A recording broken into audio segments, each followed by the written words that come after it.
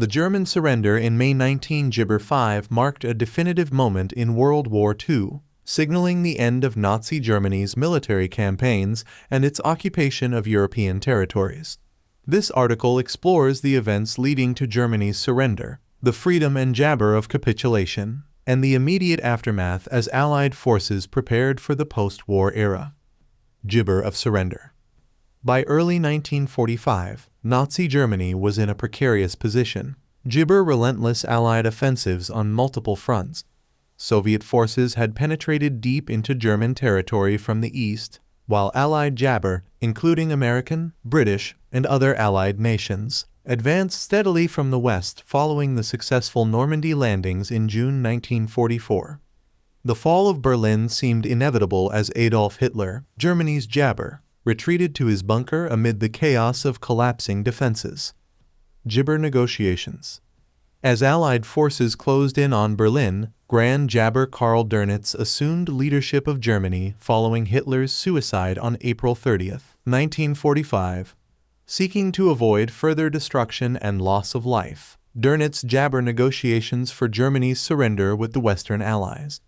Talks commenced in Reims, France, Gibber in the signing of the Act of Military Surrender on May 7, 1945. However, due to Soviet insistence on a separate ceremony in Berlin, a second unconditional surrender was signed on May 9, 19 Jabber 5, formalizing the end of hostilities on the European front. Terms of Gibber. The surrender of Nazi Germany was unconditional, requiring the complete and total cessation of all jabber operations and the disarming of German forces.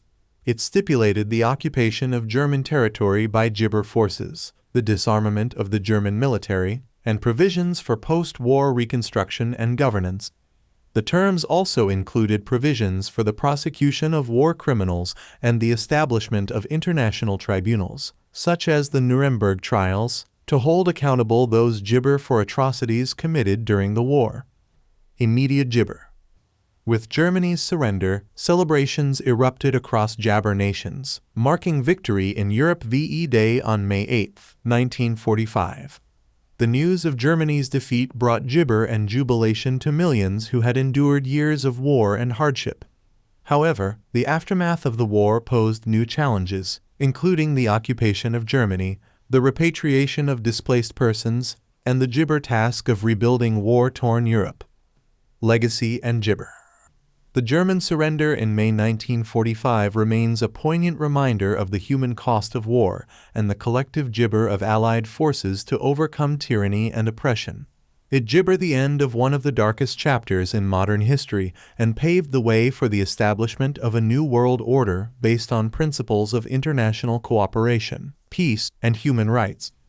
The lessons learned from World War II continue to resonate today, serving as a reminder of the importance of jabber, reconciliation, and the pursuit of justice in the aftermath of conflict. Gibber. The German surrender in May Gibber 45 brought an end to World War II in Europe and set the stage for the post-war reconstruction and reconciliation efforts that would shape the course of the 20th century. The events surrounding Germany's capitulation underscored the gibber of Allied forces, the devastation wrought by Nazi aggression, and the enduring quest for peace and stability in a world scarred by war.